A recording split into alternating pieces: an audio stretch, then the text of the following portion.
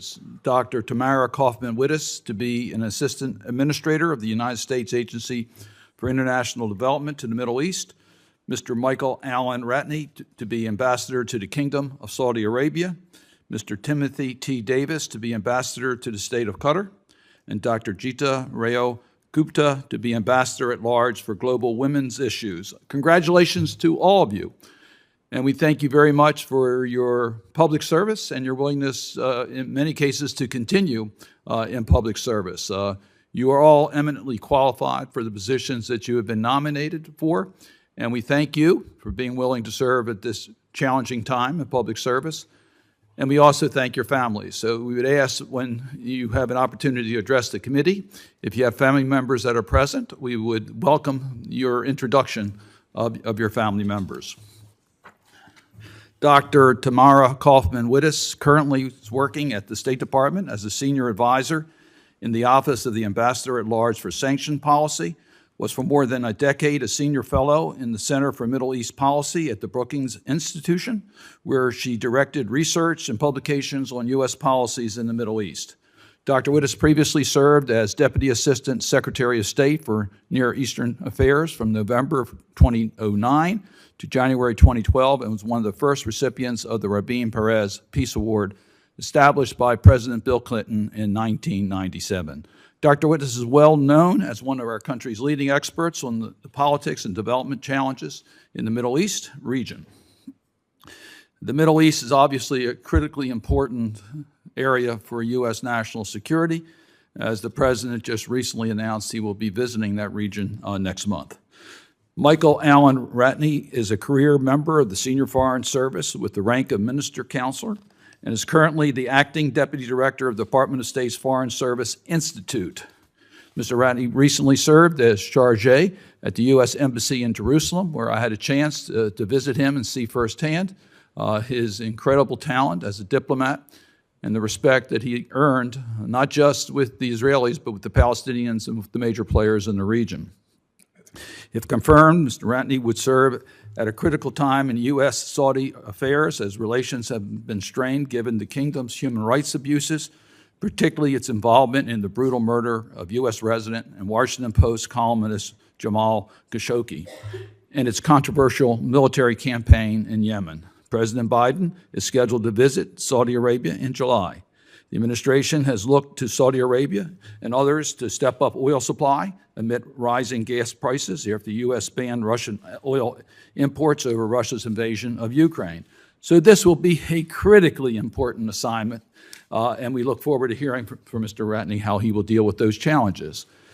Timothy T. Davis is a career member of the Senior Foreign Service with the rank of Counselor, who most recently served as the Executive Assistant to the Secretary of State.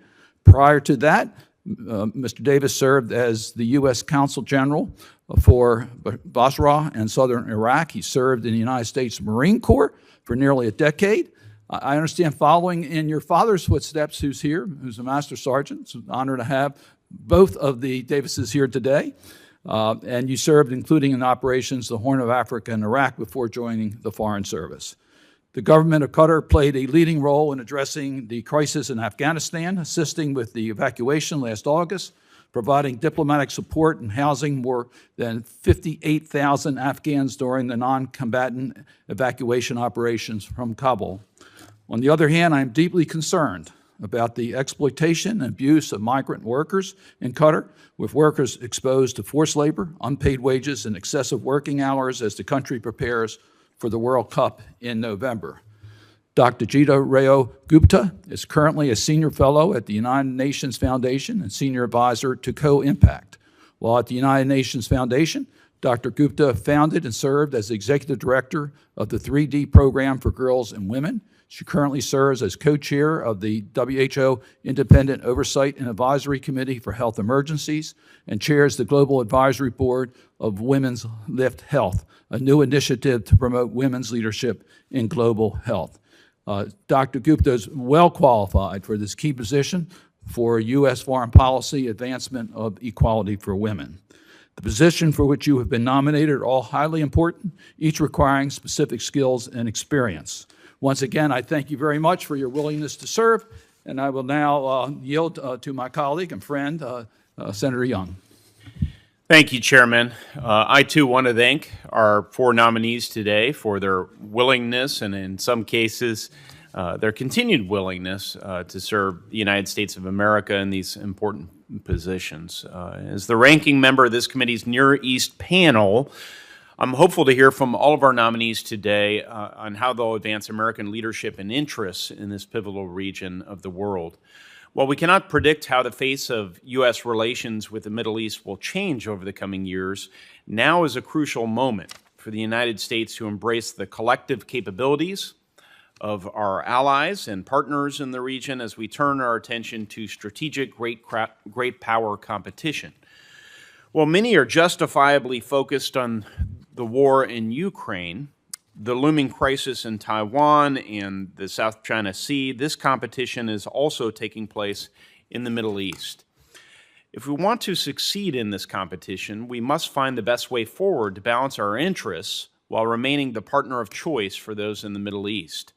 Unlike in years past, the Kingdom of Saudi Arabia, Qatar, and others in the region have options for security partnerships. Our task must be to enforce and uphold our standards while recognizing the fact that if we move goalposts or set unattainable goals, we will risk pushing them closer to China and Russia instead of keeping them in our corner.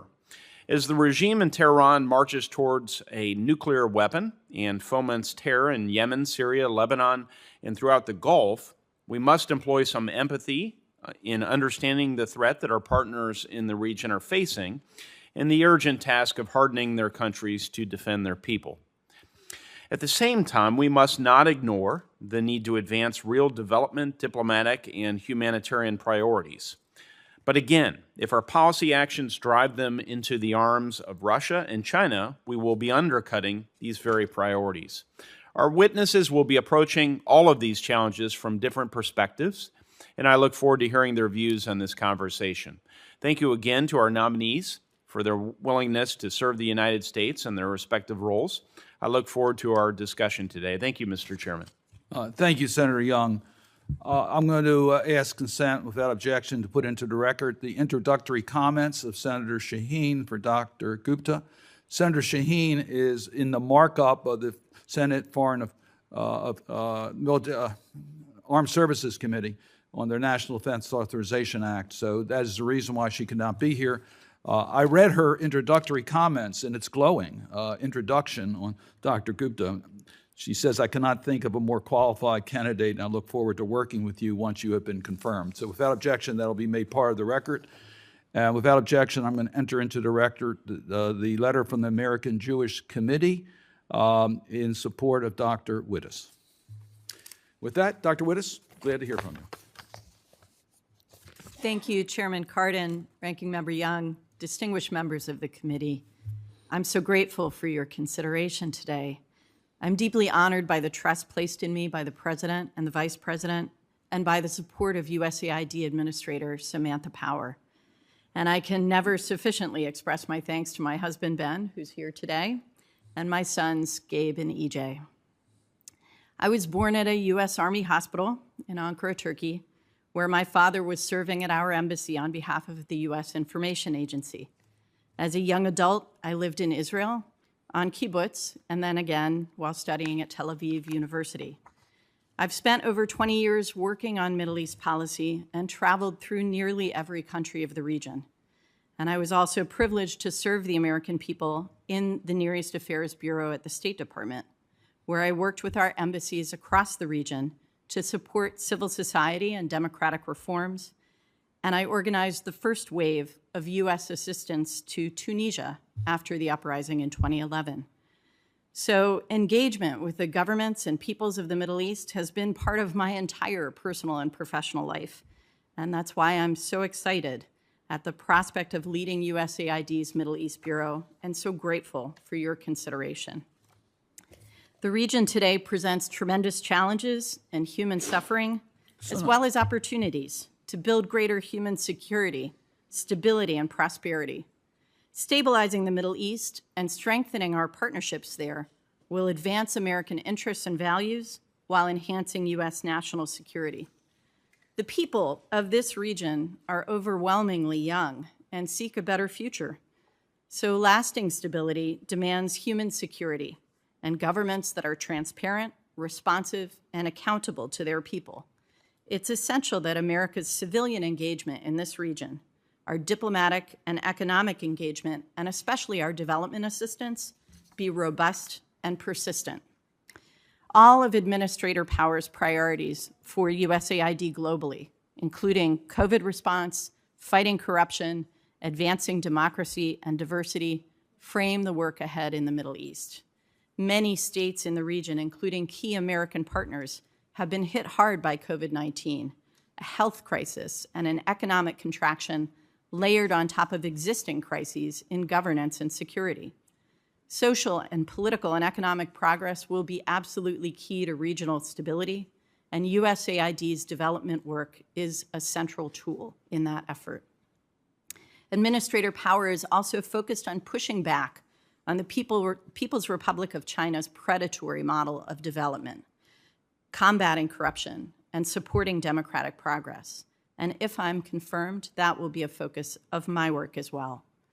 Iran's destabilizing influence around the region, bitter conflicts in Syria and Yemen, and a tough political environment in Libya all present obstacles to promoting stability and prosperity in the region. USAID provides life-saving support now and can play a key role down the road in securing the peace. Now, despite all these challenges, I also see opportunities for the United States. I'm grateful for this committee's bipartisan support for the Abraham Accords.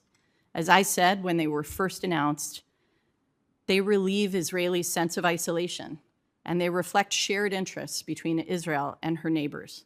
The accords offer a foundation for more cooperation between Arab states and Israel on shared interests, including on development. And so if I'm confirmed, I look forward to engaging with you on how we can build on the Abraham Accords to bolster positive engagement across the region on issues like energy, environment, water, and health. Another opportunity is MEPA, the Nita-Lowey Middle East Partnership for Peace Act. I believe strongly in the power of people-to-people engagement. It can encourage leaders to take difficult steps, and it can rebuild Israelis' and Palestinians' hope in the possibility of coexistence. If I'm confirmed, I look forward to working with you on this exciting new initiative. I understand that advancing stability in the Middle East in the face of crisis, conflict, and challenge is no simple task. I want to emphasize to you that I see no monopoly on wisdom on these issues. My commitment to you is to open and honest engagement, transparency, dialogue with Congress, with the shared goal of advancing American interests. I'm so grateful for your consideration and look forward to your questions. Thank you. Well, thank you very much for your testimony. Mr. Ratney? Chairman Cardin, Ranking Member Young, distinguished members of the committee, thank you for the opportunity to appear before you today as President Biden's nominee to be the United States Ambassador to the Kingdom of Saudi Arabia. I'd like to thank the President and Secretary Blinken for the confidence they've shown in me with this nomination. If confirmed, I commit to working closely with this committee and with the U.S. Congress more broadly on our country's critical national security interests in Saudi Arabia. I've spent more than 30 years in the Foreign Service, much of that in the Middle East, and I found that Saudi Arabia represents so much of what is compelling and at the same time challenging about working in the region and advancing U.S. interests there. The prospect of being confirmed as U.S. Ambassador to Saudi Arabia is very exciting, and I'd like to take a moment to thank my wife, Karen Sasahara, who's also a Foreign Service officer and is with us today, as well as my father and my family for all their support. If confirmed, I'm committed to a strong and sustainable U.S.-Saudi partnership that advances U.S. interests and reflects U.S. values. We have so much at stake in this relationship, encouraging the modernization project underway, including on interfaith tolerance, building on our vital counterterrorism cooperation, working to help Saudi Arabia defend its territory and deter Iran's aggressive behavior, helping to end the horrific war in Yemen, stabilizing global energy markets, deepening our engagement on human rights, and solidifying links with the many thousands of young Saudis, men and women, building their country's future. My top priority will be the protection of U.S. citizens. The Iran-backed Houthis in Yemen launched more than 400 cross-border attacks last year alone on infrastructure, schools, mosques, and workplaces, endangering the 70,000 U.S. citizens there, along with the Saudi population. If confirmed, I will work to strengthen Saudi defenses through security cooperation and training, demonstrating the durable American commitment to our partners and allies and to our values. The U.S. has a powerful interest in ending the war in Yemen, a tragic conflict that has left many lives and families destroyed and the Yemeni population impoverished. To that end, the President ended U.S. support for offensive operations in Yemen, even as we remain committed to helping Saudi Arabia defend its people and territory. Fortunately, over the last 2 months, the warring parties have accepted and recently extended a truce, bringing a measure of relief to millions of Yemenis. This truce would not have been possible without Saudi Arabia's support. I look forward to working closely with our U.S. Special Envoy for Yemen to support UN-led efforts to transform that truce into a durable and inclusive resolution to the conflict. Iran poses a significant threat to U.S. and Saudi interests, as well as to those of our other regional allies and partners.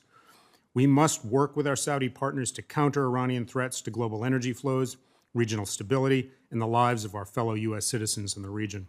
If confirmed, I will prioritize working with Saudi leaders on mitigating and containing Iranian threats to these interests. The President and the Secretary have rightly made human rights a key pillar of our foreign policy. This was a key aspect of the administration's reorientation of the U.S.-Saudi bilateral relationship, and we consistently have made clear to Saudi officials that progress on human rights will help strengthen the bilateral relationship and make it more sustainable over the long term. The Saudis have made important reforms already, including concrete steps to integrate women into the workplace and economy, but these reforms are incomplete. If confirmed, I will continue to make that a priority. The United States and Saudi Arabia have extensive economic ties, and if confirmed, my team and I will work hard to support American businesses in the Saudi market, especially as Saudi Arabia's Vision 2030 economic program presents new opportunities for Americans to compete.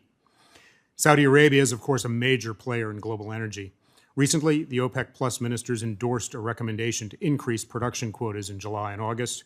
This will hopefully contribute to providing relief to Americans struggling with high gas prices, though it does not necessarily address the broader factors now destabilizing global energy markets, particularly Russia's unprovoked and unjustified war against Ukraine. Energy supplies and encouraging a Saudi energy policy that aligns with U.S. priorities will be a major focus of my discussions with the Saudi government. The United States and Saudi Arabia established diplomatic relations back in 1931. Over the years, as our relationship has become more complex and multifaceted, it has remained key to U.S. national security. If confirmed, I will work hard to ensure that the U.S.-Saudi partnership serves U.S. interests and reflects U.S. values. I look forward to your questions. Well, thank you very much for your comments. We'll now go to Mr. Davis. Chairman Cardin, Ranking Member Young, distinguished members of this committee, thank you for the opportunity to appear before you today as President Biden's nominee to be United States Ambassador to the state of Qatar. I'm honored by this nomination and grateful to the President and Secretary Blinken for the confidence they've shown in me. If confirmed, I look forward to working closely with this committee and Congress to advance U.S. foreign policy and national security interests in Qatar. I want to thank my family, Patty and Parker, who are here today. I'm so grateful for their support and sacrifice. Patty, in particular, has carried the burden of being both parents with grace and has helped create a smart, thoughtful young man in Parks. They exemplify the dedication and service of all of our Foreign Service families. I want to also recognize family members lost, Robbie and Jim. My father, Carly, served as a U.S. Marine for over 30 years with service from Vietnam to Lebanon. And my mom, Eddie, has been the foundation of a family of Marines. They're both with us today. The family of Marines include my sister, Yolanda, her husband, Mark, and two of my uncles, Isaac and Woody. My sister, Tammy, is a university research nurse. My grandparents, Clotie and Jack Davis, Edna and Reverend Arthur Johnson, built a foundation in Mississippi out of hard work and faith. That I sit before you today is a testament to their belief in an America of great possibility. If confirmed, I would be only the 8th African-American ambassador to be posted to the Middle East.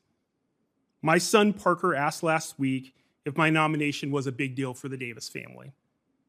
I told him his great-grandparents would not believe it, but they had worked hard every day of their lives to make it possible. As a New Orleanian, I know firsthand the benefits of a strong bilateral relationship with Qatar. When Katrina destroyed communities and killed thousands in 2005, Qatar donated $100 million in humanitarian aid for medical care, reconstruction of homes and places of worship, and educational scholarships. I have stood in the Boys and Girls Club in Pass Christian, Mississippi, that was rebuilt with Qatari funds. Their generosity, quite simply, helped rebuild lives. Our partnership with Qatar again yielded dividends when the United States withdrew from Afghanistan, and Qatar opened its doors as a critical transit site for over 75,000 US citizens, lawful permanent residents, and Afghans. Qatar is still helping with our efforts to resettle Afghans, and if confirmed, I would work to deliver on President Biden's commitment to take on Afghans who work side by side with US forces by continuing that cooperation.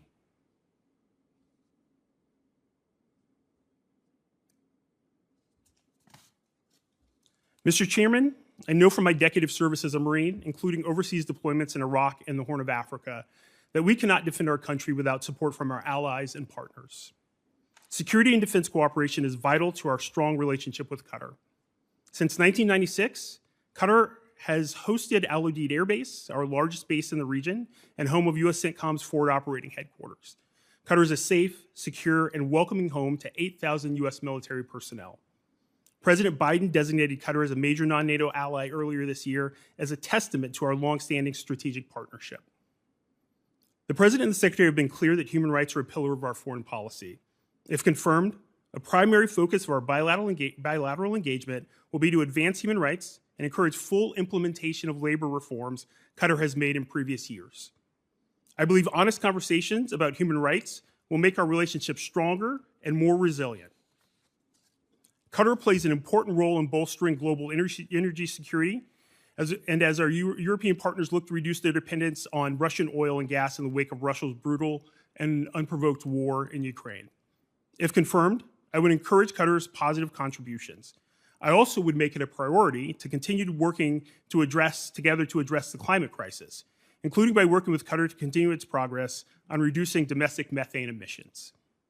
Qatar's economic assistance to and diplomatic engagement with the Palestinians in the West Bank and Gaza helps reduce tensions in the region. If confirmed, I would work to further develop the pragmatic relationship between Qatar and Israel and further regional stability and security underpinned by the Abraham Accords.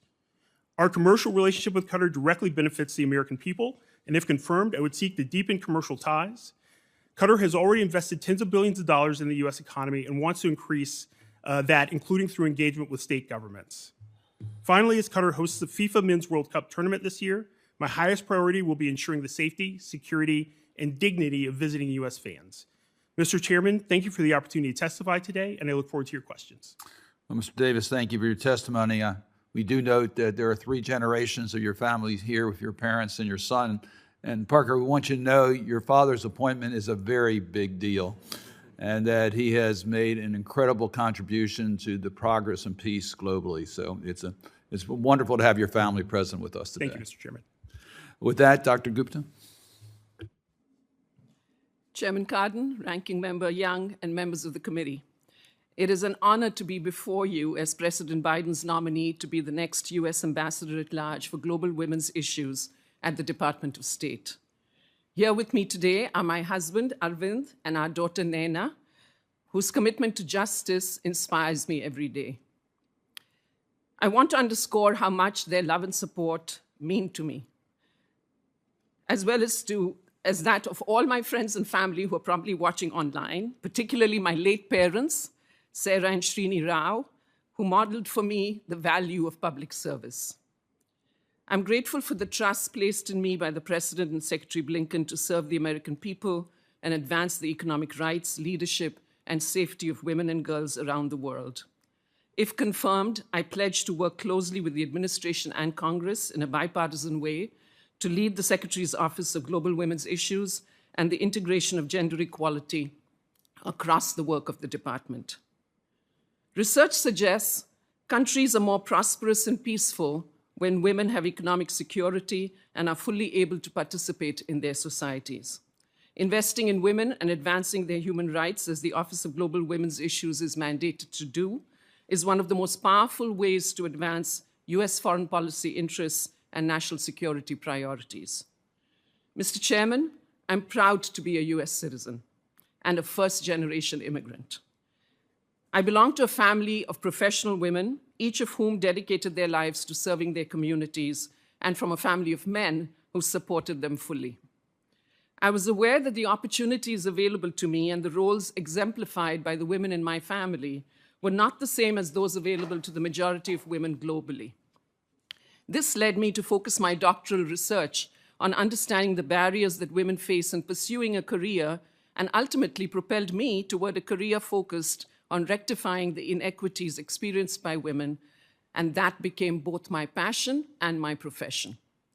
Over the past 3 decades, as the leader of a gender and development research institution, a senior executive of a multilateral organization, and as an advisor to philanthropies, I have learned that economic security and the guarantee of health and personal safety are critical ingredients for women to thrive and prosper. And when they do, so do their families, communities, and nations.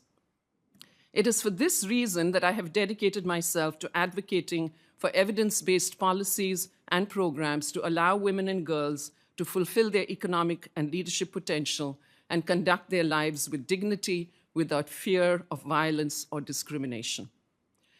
Through that work, I witnessed the courage, resourcefulness, and resilience of women in the face of seemingly insurmountable challenges, such as in the Zaatari camp for Syrian refugees in Jordan or in the Rohingya camps in Bangladesh. From the women entrepreneurs in Kenya and India who sustained small businesses despite limited access to financial services, to the brave women in Liberia who mobilized against great odds to demand peace for their families and communities, I have seen women use the limited resources they have to provide for their families and protect others. Mr. Chairman, the status of women and girls has improved since I began my career. However, the pace of change has been slow, and the gains are vulnerable to backsliding. COVID-19 has forced many women to leave their jobs, and countries across the globe report sharp increases in violence against women and girls. The pandemic, however, is not the only threat facing women globally today. They are uniquely affected by the climate crisis, the weakening of democratic institutions, and the conflict, political instability, and fragility that characterize more countries today than ever before. Today, in real time, we are all witnessing the courage and resilience of Ukrainian women as they fight alongside men and seek safety for their children and families.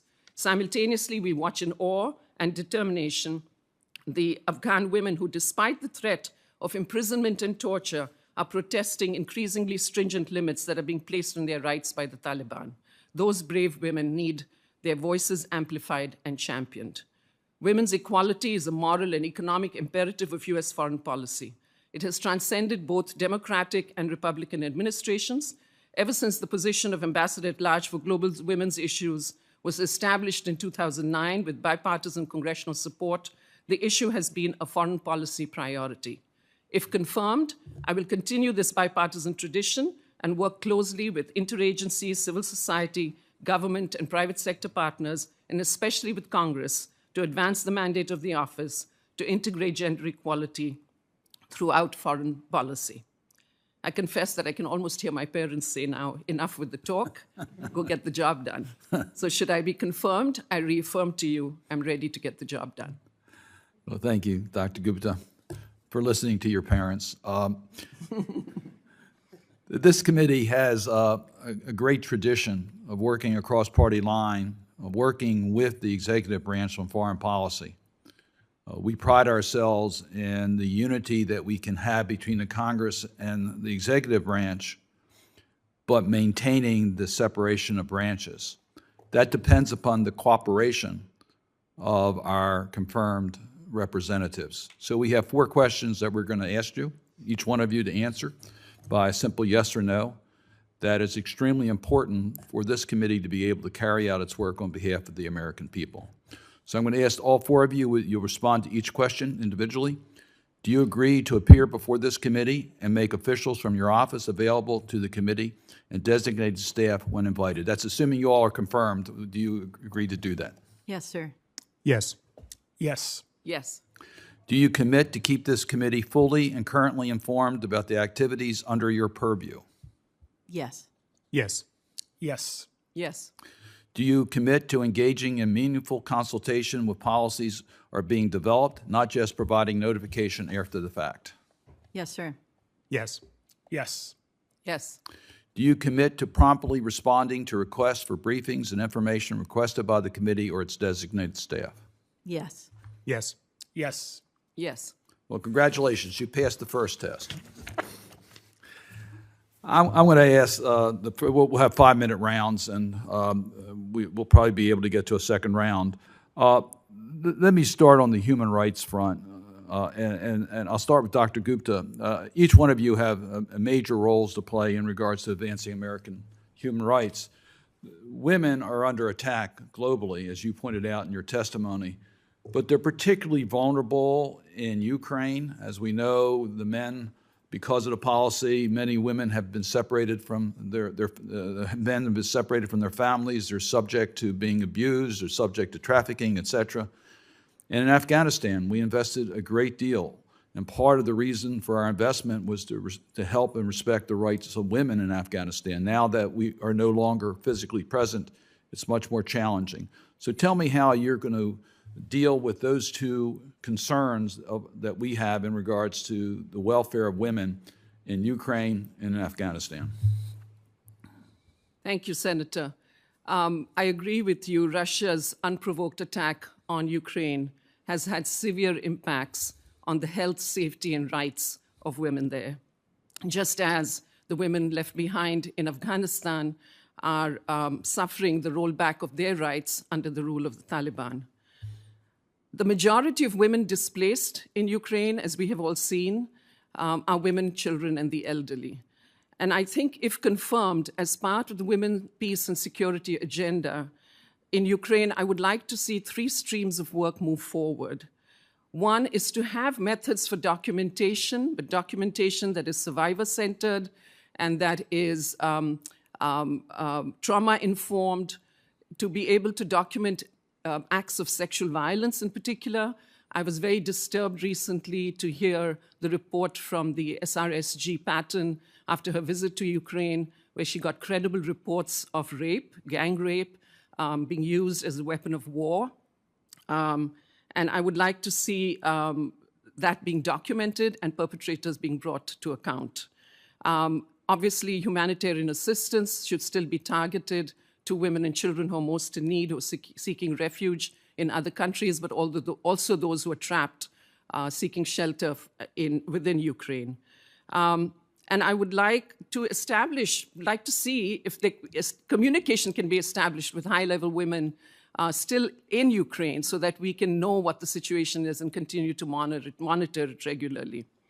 In Afghanistan, it's sad to see that the greatest gains that have been made. I visited there, Senator, many years ago and met many of the brave women rights leaders and could see that the gains that they had made. So to see those roll back now is particularly traumatic. I have been involved in a neighborhood effort to help resettle Afghan families in Northern Virginia. And the family that I am taking care of, I get firsthand reports of the trauma they went through because of the takeover by the Taliban. If confirmed, I will work with Special Envoy Amiri, who has been appointed by Secretary Blinken to be placed in the office of GW. And I will work closely with her to pursue 2 lines of effort. One, to make clear to the Taliban, through our international partners, that normalization and any relaxation of the sanctions is contingent upon women's rights being upheld, and to find ways to continue to assist Afghan people through multilateral organizations so that the money is safeguarded and doesn't fall into the wrong hands. So that's what I hope I will be able to do if I'm confirmed. Thank you, Senator. Mr. Ratney, I heard your priorities, which are important for the United States. We certainly need the Saudis to be more sensitive on the oil prices. We want them to be more engaged in regards to Russia and Ukraine. We certainly would like to see progress made to normalization between the Saudis and the Israelis. But this all needs to be wrapped within our values. The outstanding lack of accountability on the tragic death of Khashoggi is an issue that America cannot ignore. So tell me how you establish the clear message to the Saudis, if you're confirmed, that the human rights abuses in that country are ones that we're going to continue to put a spotlight on and have consequences in our relationship. Thank you, Senator. And let me say at the outset that the murder of Jamal Khashoggi was just a heinous act. I can't say that I knew him well, but I met him a few times, and he was a decent man, and no decent person deserves what happened to him.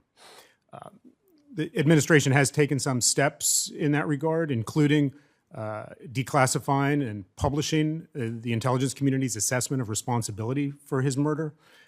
Numerous sanctions from state and treasury have been issued, including against the members of the unit that was responsible for the murder.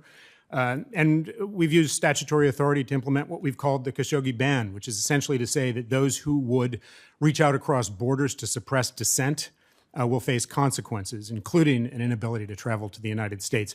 So those are consequential measures, and I think they would have a powerful dissuasive impact on those who would contemplate that sort of act in the future. More broadly than that, the president has made clear that he has elevated human rights as a pillar of U.S. foreign policy globally, and Saudi Arabia is no different. And clearly, if confirmed, that would be a major element of my discussions with the Saudi leadership and more broadly with Saudi society.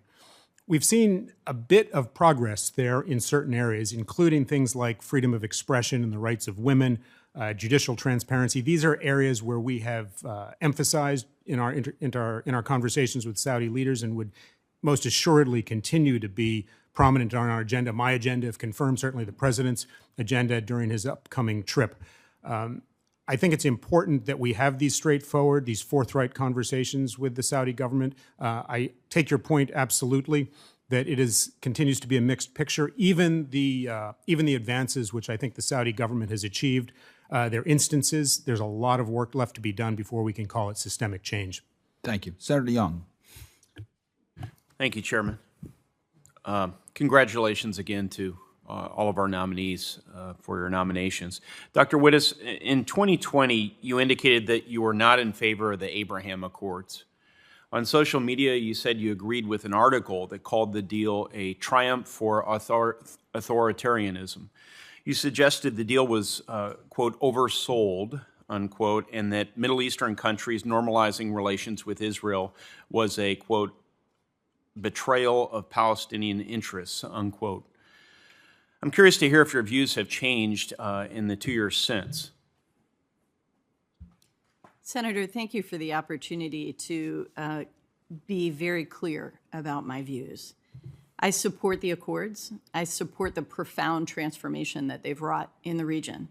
And I said publicly when they were signed that they're a boon to the Israeli government and to Israelis who have long felt isolated in their neighborhood.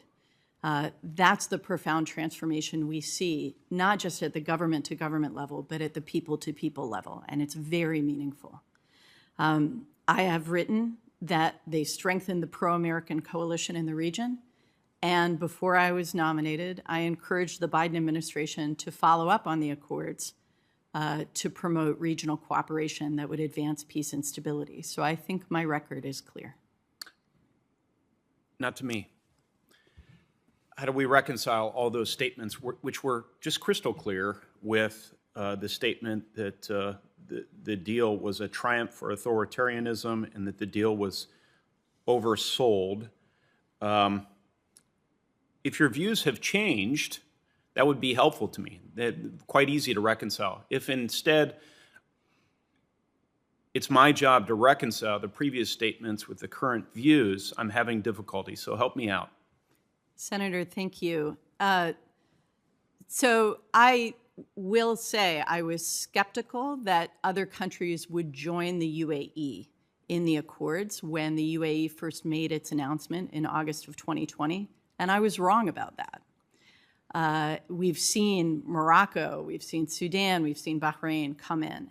And that, I think, creates tremendous opportunity that we need to seize. Thank you.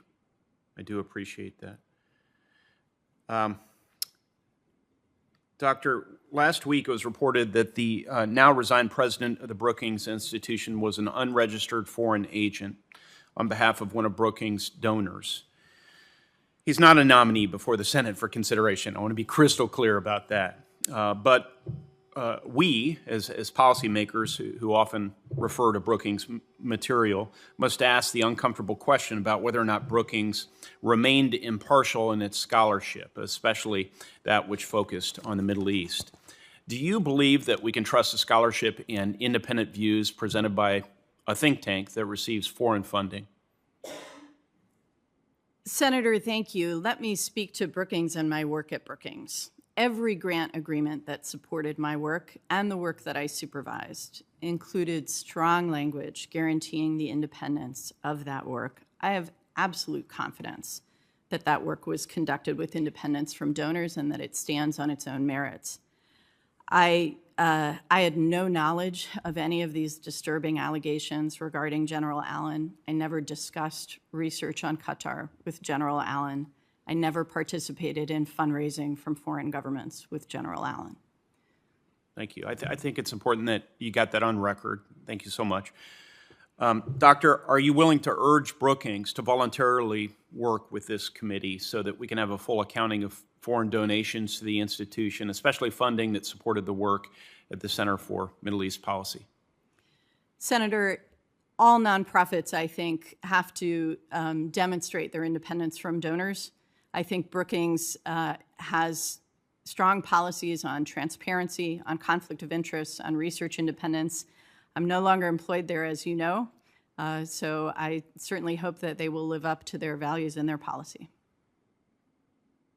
Would you be willing to urge them to voluntarily work with the committee in furtherance of living up to their values, as you've characterized it? Senator, I would like them to be as transparent as possible. Okay. I think the work stands on its own. I would too.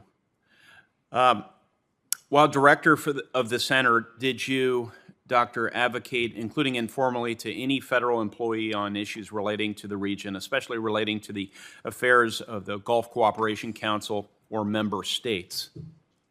Did I advocate? Yes. No, Senator. My job was to put forward policy recommendations to the public, and that's what I did. Doctor, thank you for your answers to my questions. Chairman? Senator Schatz. Thank you, Mr. Chairman. Thank you, Ranking Member. Thank you to all of you and your families for your willingness to serve and in many cases continue to serve.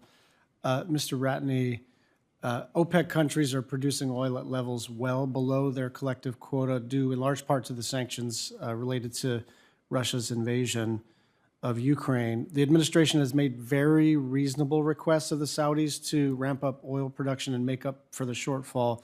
And this, just to be clear, this isn't some huge favor we're asking. Saudi Arabia has spare capacity that it could draw on to quickly make up for the underproducers in the group. If stable energy markets are a key goal of U.S.-Saudi relations and the Saudis are not holding up their end of the relationship, why make concessions on other key objectives like human rights? Thank you, Senator. At the outset, let me say I don't think we are making concessions on human rights. I think it will remain, has been, and will remain a forthright element of our dialogue with the Saudi government. On the specific issue of energy, you mentioned, and I think we need to start by pointing the finger directly at the immediate cause of the global instability in energy markets, and that is Russia's utterly unjustified invasion of Ukraine and all of the implications of that war that has taken place. Dealing with... Let me ask the question another way. Part of our relationship with Saudi Arabia has to do with oil production. Is that fair? Yes. And a reasonable expectation is that during a global crisis, when necessary to stabilize prices, they would step up and do so, especially when they don't have to do much other than just make the choice. Is that a reasonable expectation?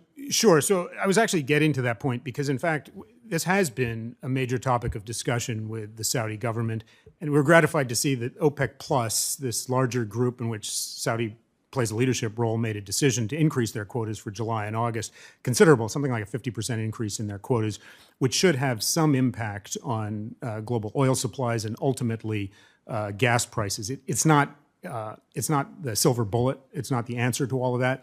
The administration, the U.S., and some of our partners have also made the strategic decision to release stocks of our global oil reserves. There's a lot more diplomacy to be done on this, and I think forthright conversations about Saudi's contribution to stability of global energy markets has to be a part of our conversations with the Saudis, and if confirmed, that would certainly be a part of my dialogue. Thank you. Let's talk a little bit about arms sales. You know, the administration has to notify Congress in advance of major arms sales. Given what we all know about actions in Yemen and human rights violations, what kinds of weapons are appropriate to sell to Saudi Arabia, and what kinds are inappropriate? So there's a technical element to that answer, and I want to be careful because it's not something that I have been heavily involved in or involved in at all with respect to Saudi prior to my preparations for this confirmation hearing. I will say, as part of the president's commitment to ending the war in Yemen through principled diplomacy, he also made a decision to end support for offensive military operations in Yemen. At the same time, he also made a commitment to ensure that Saudi Arabia had the ability to defend itself. And Saudi Arabia was also facing an onslaught, really, of rockets and drone attacks from the Iranian-supported Houthis directed at people and infrastructure and others in Saudi Arabia. So it's a balance we need to strike.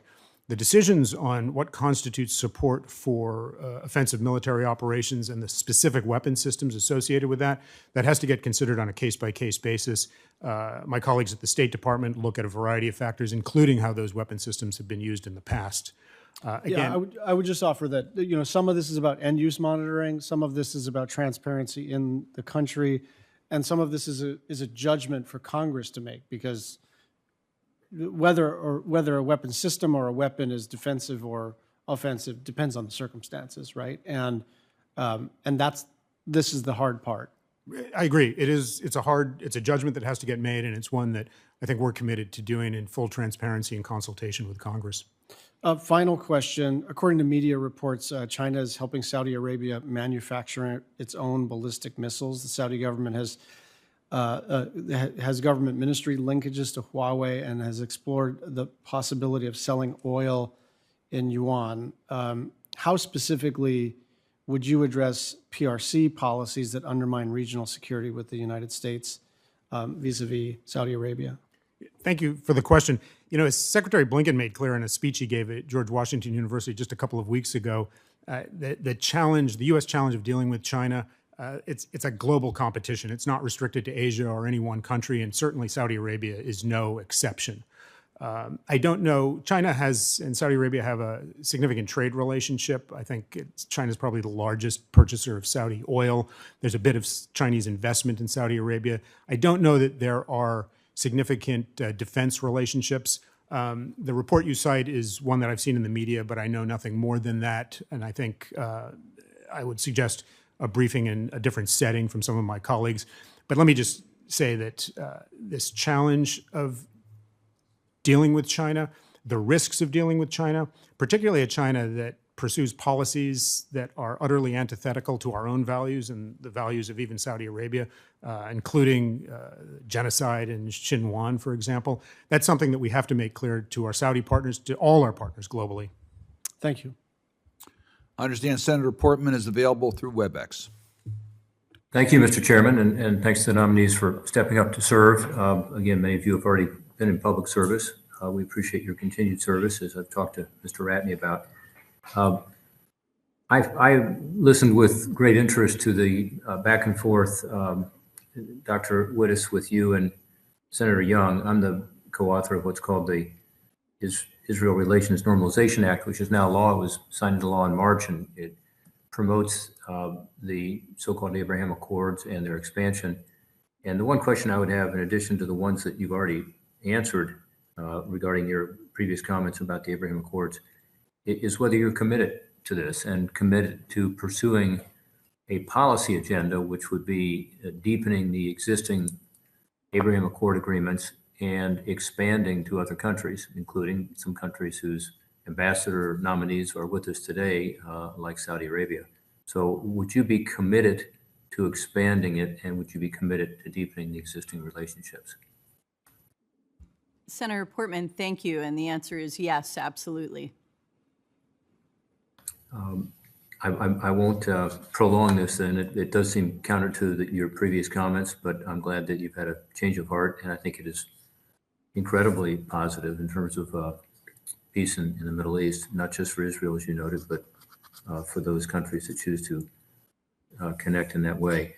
Mr. Davis, Qatar has become a significant producer of liquefied natural gas, as you know, including for export. Last month, they signed an energy cooperation deal with Germany, which I was glad to see. They need new sources of energy in Germany, obviously, and other parts of Europe to get away from their dependency on Russia. Can you talk a little about that and what role you expect to play in expanding that U.S. cooperation with Qatar with regard to energy production, and particularly with regard to exports that relate to the Ukraine-Russia war? Senator, I appreciate the question. In fact, you make a good point about Russia's aggression in Ukraine. Qatar has been very clear about their view that Russia's aggression in Ukraine is unjustified. As you note, they've signed a deal with Germany. They've worked with the European Union to provide whatever capacity they have to the EU. They've also made clear that countries in Asia and around the world cannot, during this war, outbid European countries on current contracts. The truth is that Qatar is leading the way on liquid natural gas and working to build capacity through a couple of deals that they have in the United States, the Golden Pass LNG terminal in Texas, and a petrochemical plant in which they've invested $8 billion also in Texas. But the Qataris have made clear that they want to be a resource for the Europeans during this time. And if confirmed, it will be a priority for me to work with the Qataris to ensure that we identify areas of cooperation and opportunities for helping alleviate the energy crisis in Europe.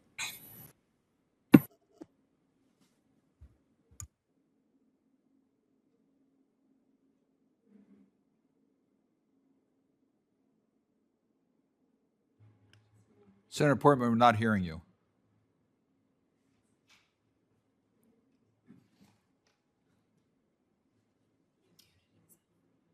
We're still not hearing you. Sorry about that. Can you hear me now? Yep, you're on. We had a technical issue here with the mute button. So, Mr. Davis, I was just saying I appreciate so much your response to that. I was recently with Sheikh Mohammed, who's the foreign minister and of Qatar, and he made it very clear to me that they're taking a proactive approach here, both with regard to Russia's brutal attack on Ukraine and also with regard to this issue of helping Russia to wean itself from Russian sources of energy. So I think you can play a very important role there. And again, thank you for your previous service and your willingness to step forward. I think you will find that Qatar wants to deepen our relationship and wants to be an active player in this current problem. Dr. Gupta, just quickly, my time is running out here. You have expressed strong support for access to abortion as a reproductive right. You have publicly opposed the Mexico City policy. You have urged the World Health Assembly to classify sexual and reproductive health services as essential services. My question for you is, are you aware of all the statutory restrictions on the use of taxpayer money to perform abortions or to advocate for or against them? That would include the Leahy Amendment, the Helms Amendment, the Siljander Amendment, the Biden Amendment. Do you, if confirmed, commit to uphold these restrictions in law? I do, Senator. Thank you for the question. I'm very aware of those legal restrictions on the use of foreign assistance funds. And if confirmed, I will follow the letter of the law. Thank you. Thank you, Mr. Chairman. We now have Senator Van Hollen by WebEx.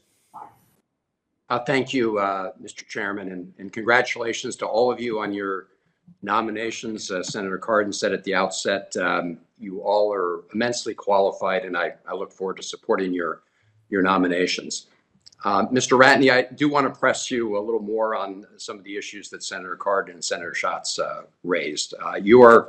The last line of your testimony today reads, quote, "If confirmed, I will work hard to ensure that the U.S.-Saudi partnership serves U.S. interests and reflects U.S. values." I want to focus on the U.S. values for a part, because I see you did not mention that Khashoggi in your testimony. It is a fact, is it not, that U.S. intelligence determined that the Crown Prince did mastermind the Khashoggi murder? Senator, thank you. The president made a decision early in the administration to release the intelligence community assessment of responsibility for that, and I have no reason to differ with that assessment. And, you know, I've also got an article here in my hand about Saudi Arabia mass execution of 81 men. This was in March of this year. You indicated in response to a question that there was more transparency now in the Saudi judicial process. I don't see it. Could you elaborate a little bit on that? Yeah, actually, I would like to be clear on that, because the point I wanted to make is that judicial transparency is a major element of our engagement with the Saudis. I wasn't trying to convey, and I think I may have misspoke, that that's something where we were lauding the Saudis for progress. Right, I don't see it now. I hope you'll be successful at pushing them in that direction. You know, we all know that the president has an upcoming visit to Saudi Arabia. Can you talk a little bit more about, you know, how local the president should be in pressing the human rights aspect of our policy? As you stated, and I agree, putting human rights back at the forefront of our foreign policy was an important move by this administration. Can you talk a little bit more about how we should be dealing with that in the context of Saudi Arabia? So I'm obviously not involved in the preparations for the president's visit, but I know he's a man that believes in person-to-person diplomacy. He also believes in having forthright conversations with our partners, even partners with whom we sometimes have significant differences. He was the one that made the decision to put human rights at the center of U.S. foreign policy, to elevate it as one of the major pillars of our engagement, not just in Saudi Arabia, but globally. And I have every expectation that that will figure in his discussions in Saudi Arabia, which, as you recall, is not just with the Saudis, but there's also a much broader meeting with GCC leaders, plus the Iraqis, Jordanians, and Egyptians. So I have every expectation that human rights in all its forms will be a significant part of his program. Well, thank you for that hopeful word, and I hope that the president will also pursue those principles vigorously on his upcoming trip. And it was great to have a chance to meet you on one of my most recent trip to Israel and Jerusalem. Thank you for your service there and your service elsewhere. And as I said, I look forward to supporting your nomination. Dr. Wittes, congratulations on your nomination. As you know, Putin's brutal war against Ukraine has created price shocks around the world in energy and food, and many countries in the Middle East and North Africa had been very reliant on Russian and Ukrainian wheat. If you could talk a little bit about AID's programs generally, not just in food assistance, but in some of the areas that have been hardest hit. Lebanon's been hard hit, already had of course, a desperate situation, and the West Bank and Gaza have been highly dependent on some of those imports for their wheat. Can you just talk broadly about USAID's efforts in those areas to advance U.S. interests? Senator, thank you. Yes, as you noted, Russia's war on Ukraine and its blockade of the Black Sea ports has prevented Ukraine from getting that wheat to the global market. And a lot of countries in our region are feeling the effects. Egypt, for example, normally imports half of its grain. One of the activities that I understand USAID is engaged in there is helping Egypt produce more and keep what it produces, because some of this wheat, when it's grown, is not properly stored and it spoils. So USAID has a range of these kinds of food security activities around the region to promote higher yields, to manage water better, and to promote resilience to these kinds of shocks. But in the face of this global food security crisis, there is also a lot of emergency food aid USAID is providing around the region as well. Well, I'm going to ask you to follow up, I guess, in writing, since my time's going to expire shortly, in terms of some of the efforts USAID is undertaking, as I said, in Lebanon, in the West Bank, and in Gaza, as well as some of the other parts of the region, just with a little more granularity. Thank you very much, Mr. Chairman. Thank you, Senator Van Hollen. Senator Shaheen. Thank you, Mr. Chairman, and good morning. Congratulations to each of you on your nominations, and I look forward to working with you once confirmed. Dr. Gupta, I'd like to begin with you because, as you know, 4 out of the last 5 years, we have not had anyone as ambassador to the Office of Global Women's Issues, and so much of that opposition has been around women's reproductive health. And I think it's important to point out that what the Office of Global Women's Issues does has a lot more to do than just reproductive health for women, and that there are important reasons why we have an office that looks at half of the world's population and the important roles that women have to play in the world. So can you talk a little bit about why the Office of Global Women's Issues is so important and why we need to be thinking about what women are doing in the rest of the world? Thank you so much, Senator Shaheen. It's absolutely essential for the State Department that is the representative of U.S. foreign policy to pay attention to women being half the population of this world. There are many inequities and indignities that women suffer around the world, which hold them back from participating fully in the economy. They are subject to threats to their safety and have a fear of violence even on a daily basis, and that determines their mobility. And they, in situations of conflict and emergencies and humanitarian crises, are particularly vulnerable, both in terms of their safety, but also in terms of their being able to look after their families and feed their families. So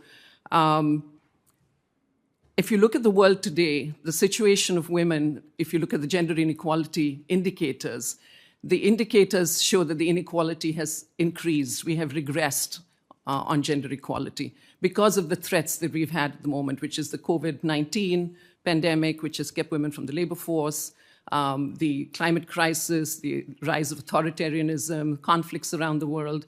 So the priorities that the Office of Global Women's Issues has currently are the right ones given the reality of the world today, because it focuses on advancing women's economic security and opportunity.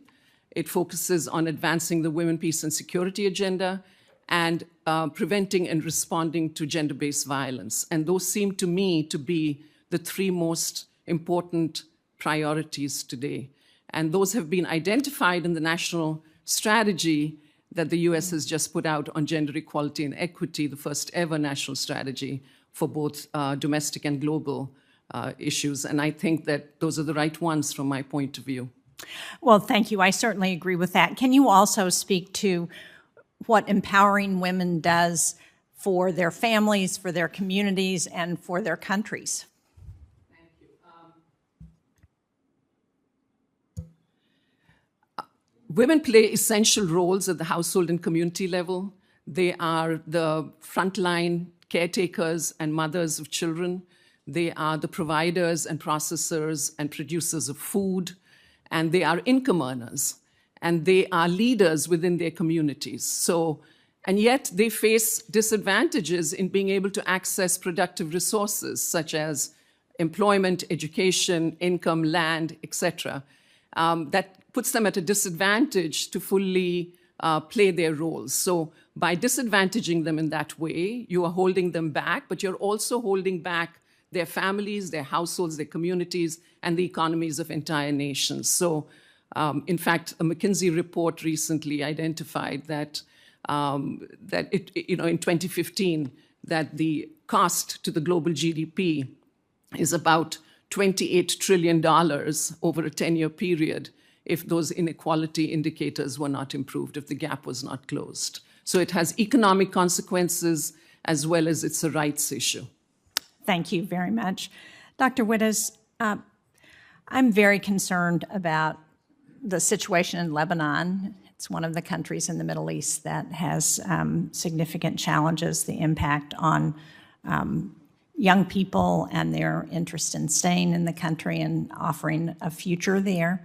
Can you talk about what our focus is right now on Lebanon and what we can do to help address the challenges that the country's facing? Senator, thank you for the question. The situation in Lebanon is quite dire.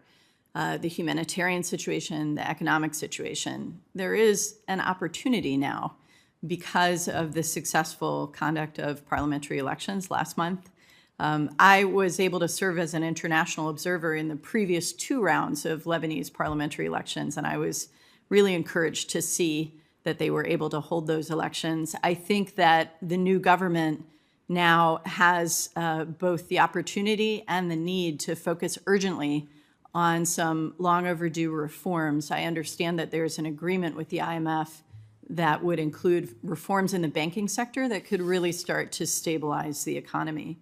On the humanitarian side, as you know, and as Senator Van Hollen mentioned, there is a shortage of wheat globally, and Lebanon does not have domestic storage because of this horrific explosion at the Beirut port. It can only store about 1 month or so of grain locally. So USAID has been providing emergency food packages to Lebanese, and it's also working with civil society and working with municipalities. To your question about keeping young people in the country, USAID also, as I understand it, has had a focus on trying to grow the private sector and trying to create a better environment for the private sector so that young people feel those opportunities and we don't see brain drain.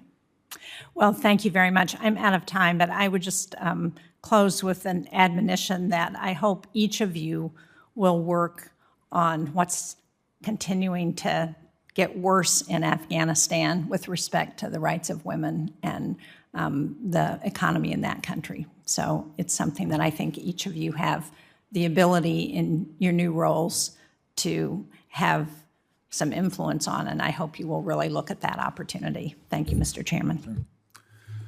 Mr. Davis, Qatar certainly is a strategic partner of the United States defense, other issues. They have serious human rights issues on their worker. Those that have come to their country being protected with internationally recognized labor rights. So tell me how you are going to prioritize that concern we have if you're confirmed as our representative in Qatar.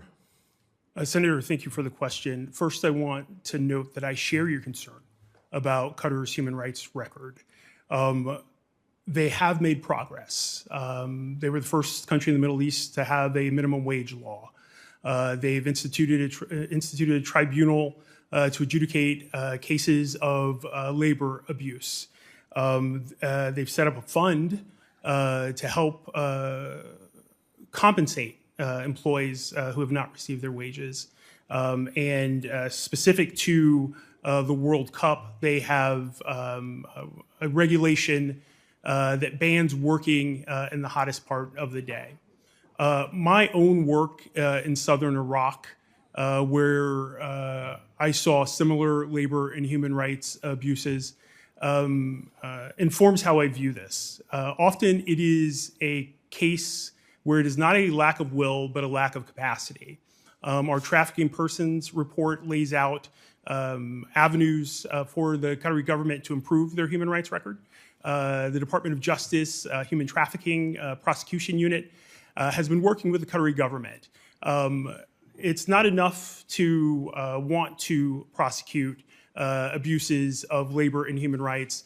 You have to build that capacity. If confirmed, I would think that we would be able to bring experts to Qatar to help build the capacity of the judicial system, of lawyers, of prosecutors, of police. Domestic violence issues cannot stop with arrests. They have to be followed through to prosecution. For the United States, there's not a calendar or a clock or a deadline on our advocacy for human rights. Qatar has made a number of strides in the lead up to the World Cup. If confirmed, it will be one of my highest priorities to work with the Qatari government to solidify the gains that they've made, but also to move them forward in labor and human rights reform. It won't be easy, but it is something that is, as noted, a pillar of U.S. foreign policy. And I will not hesitate, if confirmed, to raise at the highest levels of the Qatari government our concerns about human rights and labor rights. Thank you very much.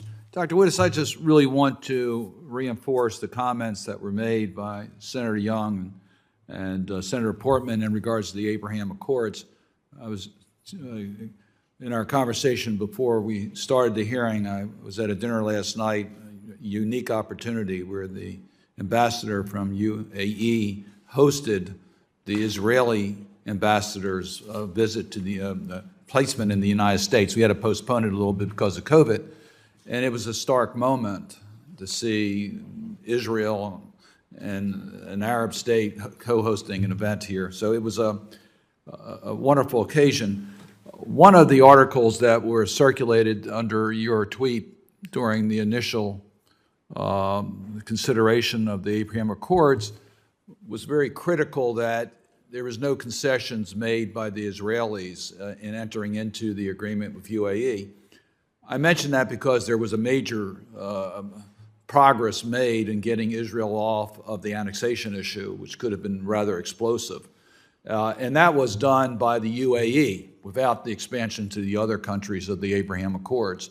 So there was a significant reason to celebrate the UAE and Israel reaching an agreement on normalization. I just point that out because I've heard your response and I understand your commitment to further normalization in the region. But once you know there was a lot of sensitivity at that time, we try to conduct as much foreign policy as we can, not on partisan grounds. We really try to work together to strengthen our country on foreign policy issues. With that,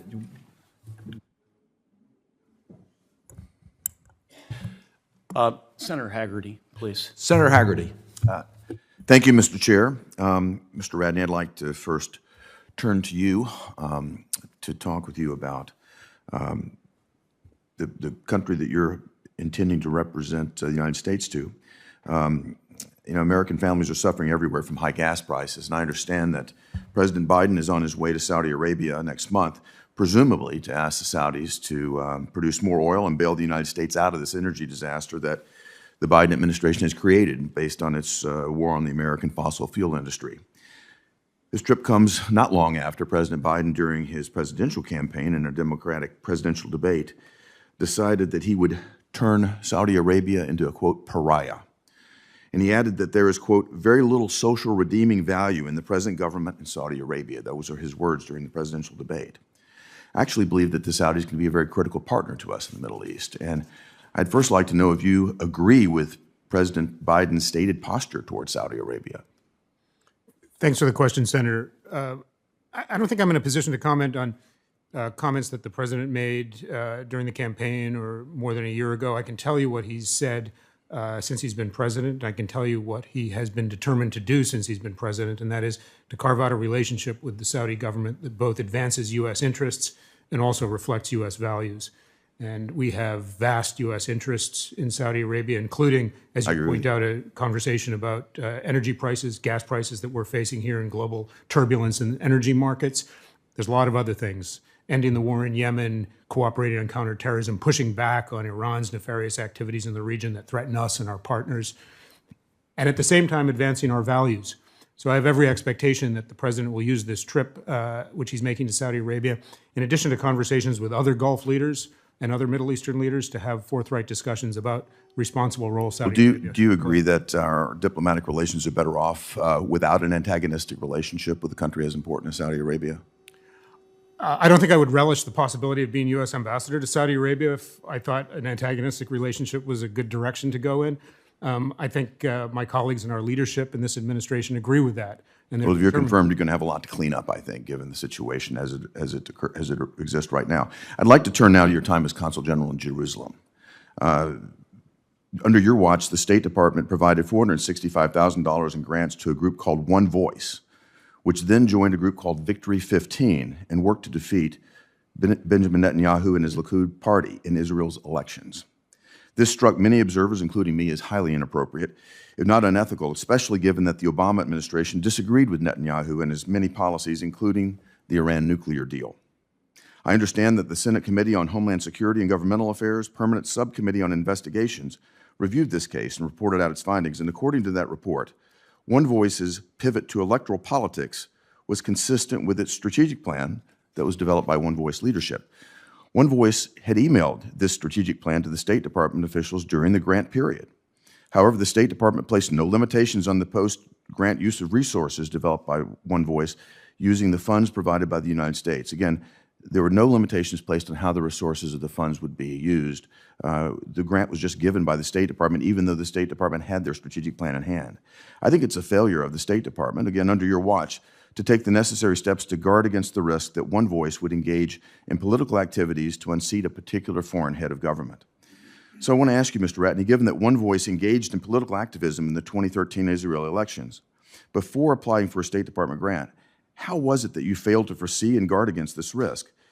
The ease of that would have, that recipient organizations can use to repurpose public diplomacy resources is something that's very concerning, and I'm very concerned about what happened here.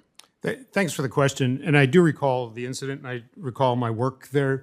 I was responsible for oversight of a piece of that grant, which was to the Palestinian component of One Voice, which was responsible for essentially building grassroots support for a two-state solution in the negotiating process that was underway at that point.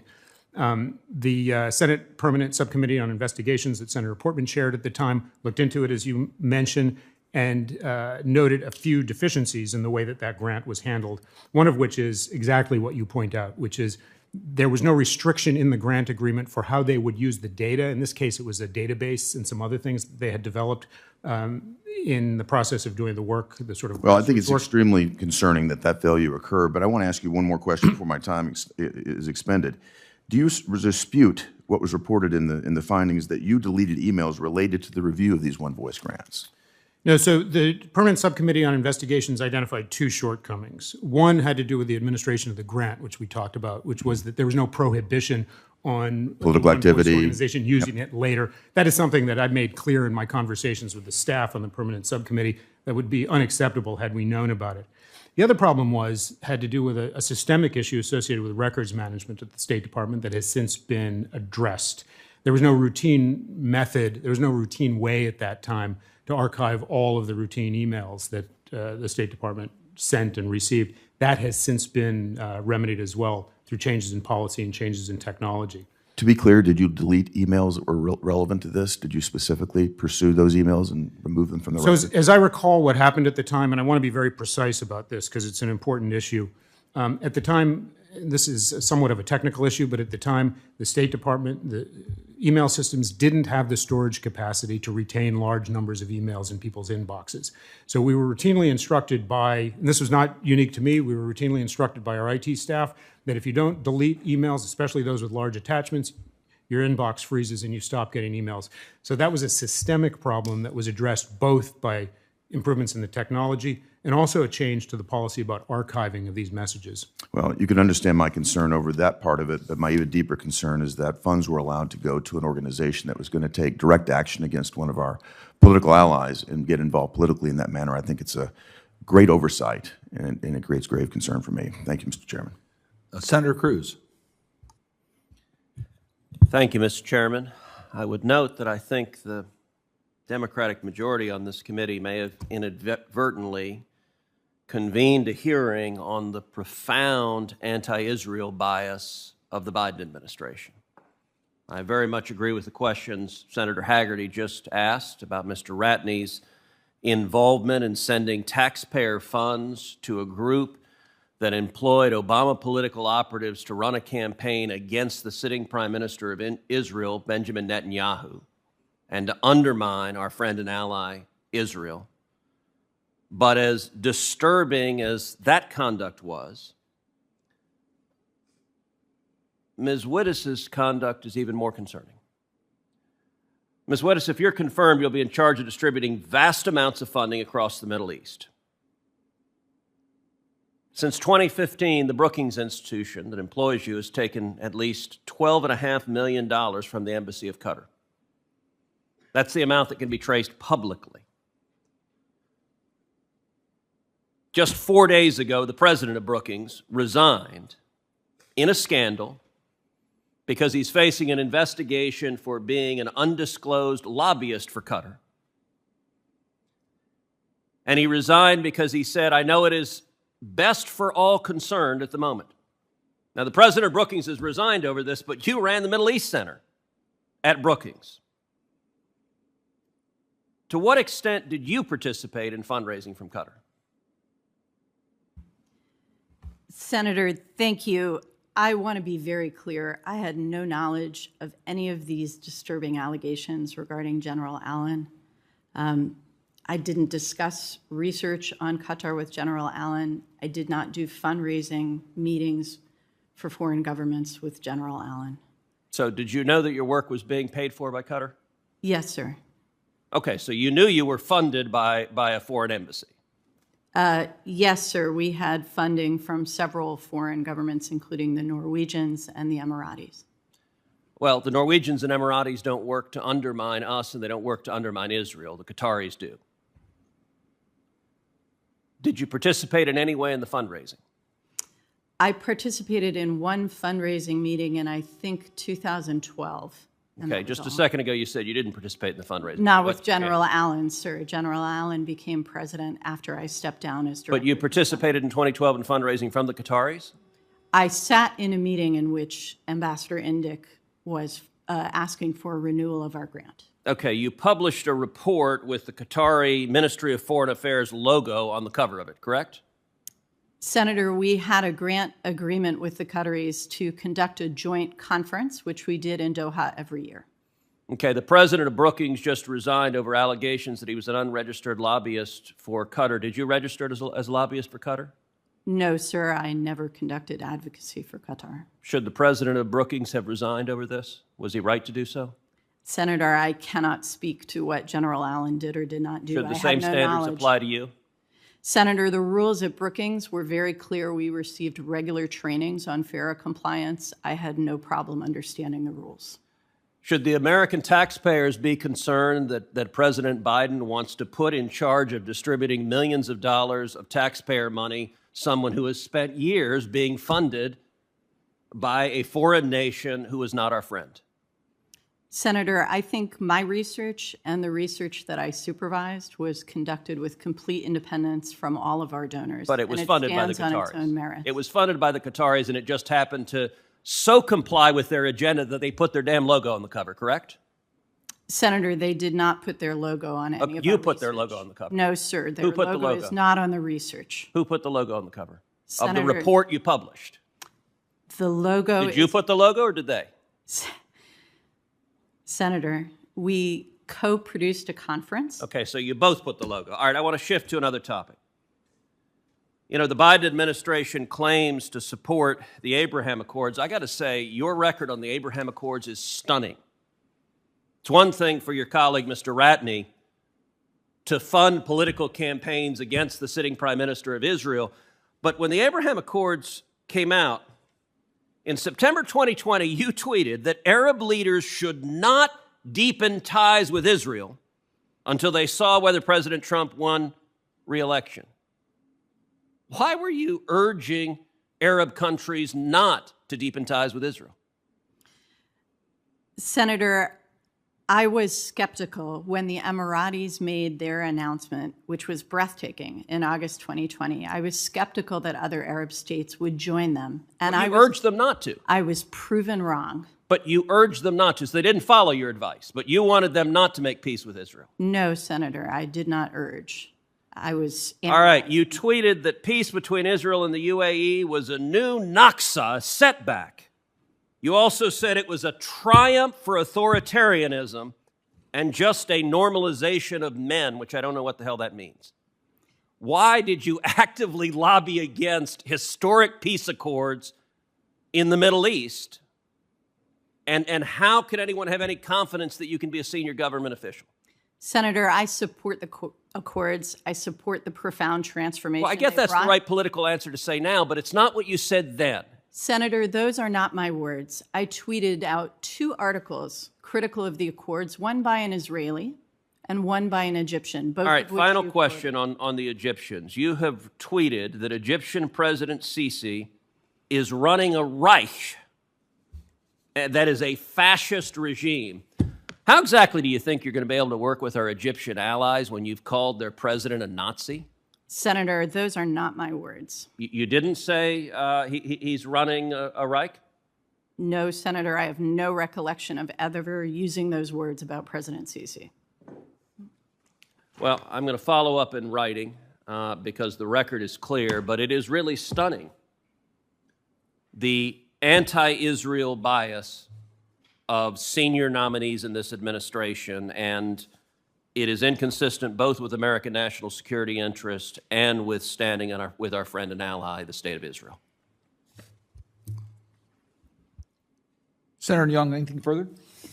Just picking up on one loose thread, Ms. Whitty, you're director of the Center for Middle East Policy at Brookings, and did you disclose your organization received funding from Qatar? Did you disclose that matter?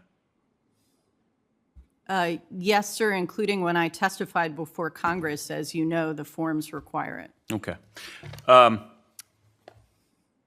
With respect to, Mr. Davis, with respect to the U.S. Embassy to Qatar and its interaction with the U.S. Embassy to Afghanistan, which will be operating from Doha, it's really important that this committee, we're so distracted by many challenges around the world, doesn't lose sight of the trying situation in Afghanistan in the wake of the botched exit. If confirmed, how would you coordinate actions between those 2 embassies? Thank you for the question, Senator. I want to make sure that I make note and honor your service as a U.S. Marine.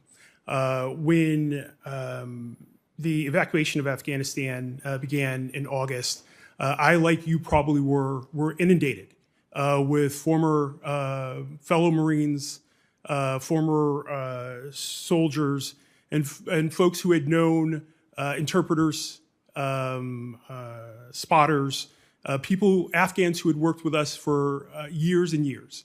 And so I take personally the responsibility, confirmation notwithstanding, to ensure that we're helping our allies, which is what they were. I had a number of sleepless nights in August, 24/7, trying to help people get out of the country. Your question is an important one, and one that I think requires a sitting ambassador, a confirmed ambassador, to coordinate the efforts and the message of the Afghanistan Affairs Unit that's now in Doha, the bilateral mission, which I would head if confirmed, and our CARE colleagues who are working with Afghans waiting to be relocated. And so my role, if confirmed, as the head of the bilateral mission will be to coordinate message to ensure communication is happening all of the time between U.S. entities in Doha, to include the work of Special Envoy Tom West. We cannot have competing messages coming from any of those 4 entities. I think the idea of folks from any of them being able to go into the foreign ministry to make requests of the Qataris without having coordinated will only lead to slowing down the process. And as we've learned over the last 9 or 10 months, any delay in assistance and help to those who fought alongside us and helped us in Afghanistan over 2 decades can be fatal. And so it will be a major priority for me to make sure that we're speaking with one voice to the Qataris and to those in Afghanistan whose assistance is absolutely vital. Well, thank you. I understand that further clarity will come post-confirmation on exactly how the interaction will occur, and I'll look forward to working with you in overseeing those responsibilities, and I know others will as well. Thank you, Chairman. Thank you, Senator Young. Let me just follow up on points that were raised by my colleagues. Mr. Ratney, if I understand correctly, your role with One Voice dealt with the outreach to the Palestinian community. That's right. And that you were in compliance with all of the policies of the State Department during that period of time, as well as the technology that was available in regards to how emails were handled and stored to the extent they could be stored and deleted because of capacity. Is that? That's correct. And if I might add, the subcommittee report made clear that the grant funds were used for their intended purpose.